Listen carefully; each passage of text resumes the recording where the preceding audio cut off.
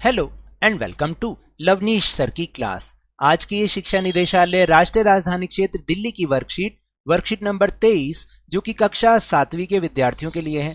यह ली गई है सामाजिक विज्ञान के इतिहास विषय से और इसमें हम जिस पाठ को समझ रहे हैं वो है मुगल साम्राज्य।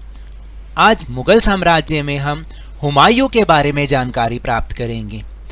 पिछले वर्कशीट में हमने बाबर के बारे में जानकारी प्राप्त की थी। आज उसके बेटे हुमायूं के बारे में जानकारी प्राप्त करेंगे। तो चलिए शुरुआत करते हैं मेरे साथ और समझने की कोशिश करते हैं।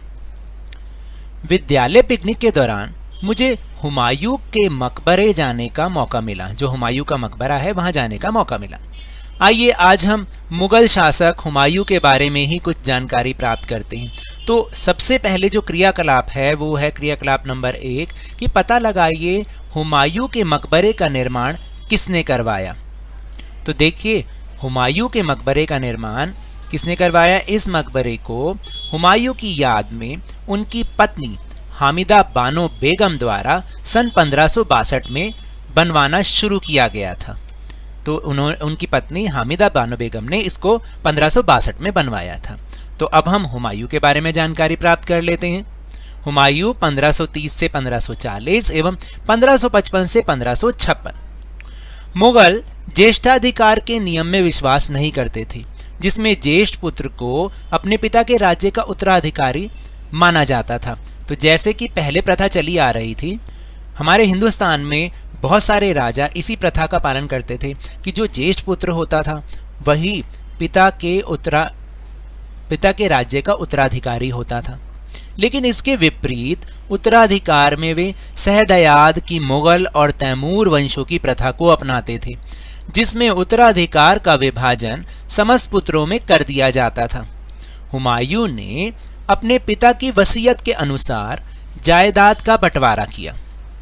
प्रत्येक भाई को एक एक प्रांत मिला।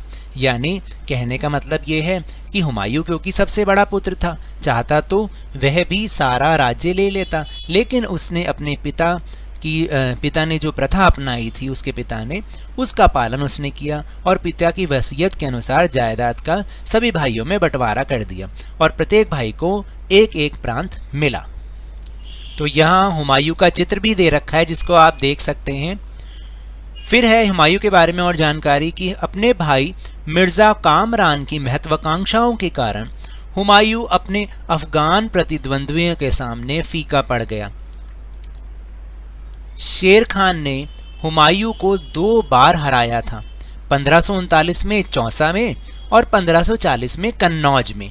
इन पराजयों ने उसे ईरान की ओर भागने के लिए बाध्य कर दिया। यानी 1539 और 40 में जब उसकी हार हो गई तो इन हार के बाद वो ईरान की ओर भाग गया। ईरान में हुमायूं ने सफाविद शाह की मदद ली। उसने 1955 में दिल्ली पर पुनः कब्जा कर लिया, परंतु उससे अगले वर्ष ही एक इमारत में उसकी एक दुर्घटना हुई जिसमें उसकी मृत्यु हो गई। फिर हम जानते हैं एक और अफगान शासक शेरशाह सूरी के बारे में। तो चलिए उसके बारे में कुछ जानकारी प्राप्त करते हैं। शेर शाह का मूल नाम फरीद था और उसके पिता जौनपुर के एक छोटे से जागीरदार थे। उसके संरक्षक ने उसे एक शेर को मारने पर शेर खान नाम दिया था। शेर शाह ने साम्राज्य में विस्तार एवं वाणिज्य को बढ़ावा देने तथा संचार व्यवस्था को सुधारने पर बहुत ध्यान दिया। यानी जब शेरशाह सूरी था उसने क्या किया, अपने साम्राज्य में विस्तार तो किया ही किया, साथ में अपने राज्य के व्यापार को बढ़ावा दिया, उसमें संचार व्यवस्था को सुधारा।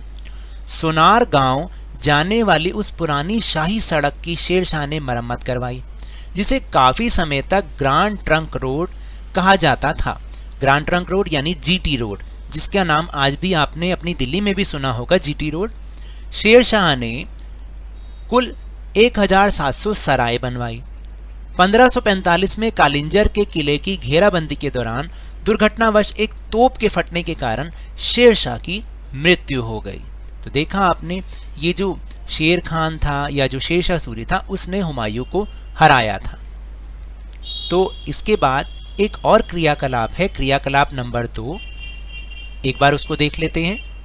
उत्तराधिकार के चयन के लिए मुगल किस परंपरा का प्रयोग करते थे? आज भी राजनीति में उत्तराधिकार के चयन के लिए किस परंपरा का पालन किया जाता है? तो देखिए, उत्तराधिकार के चयन के लिए मुगल सहदयाद की मुगल और तैमूर वंश की प्रथा को अपनाते थे, जिसमें उत्तराधिकार का विभाजन समस्त पुत्रों में किया जाता था, यानी ज्येष्ठ पुत्र में नहीं बल्कि समस्त पुत्रों में उत्तराधिकार का विभाजन किया जाता था। और इसका जो अगले भाग का जो उत्तर है वो मैंने यहाँ पर लिखा हुआ है। आज भी राजनीति में उत्तराधिकार के चयन के लिए इसी परंपरा का पालन किया जाता है, यानी सभी संतानों में उत्तराधिकार का विभाजन कर दिया जाता है। अब इसके बाद हम अपना वर्कशीट का प्रश्न करेंगे, सत्य व असत्य बताइए। तो देखिए, चौसा के युद्ध में हुमायूं ने शेरशाह सूरी को हराया था या शेरशाह सूरी ने हराया था?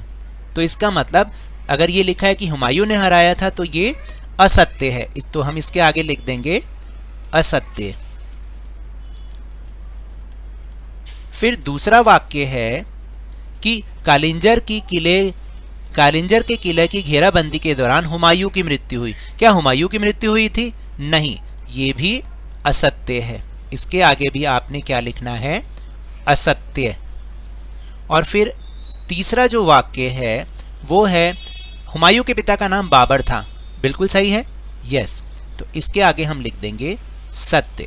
तो इस तरह से हमारी वर्कशीट पूरी होती है। तो ये तो थी आज की वर्कशीट। अगर मेरे इस तरह समझाने से आपको थोड़ा सा भी समझ में आया हो तो इस चैनल को ज़्यादा से ज़्यादा सब्सक्राइब कीजिए, लाइक कीजिए और बहुत ज़्यादा शेयर भी कीजिए। और हाँ, मेरे साथ इसी तरह वर्कशीट को समझते रहिए, लेकिन ध्यान और मन लगाकर पूरी मेहनत और लगन के साथ पढ़ते रहिए। और अगर आपको कोरोना वायरस से बचे रहना है ना, तो मास्क जरूर पहन के रखिए, क्योंकि जब तक दवाई नहीं तब तक कोई ढिलाई नहीं। धन्यवाद।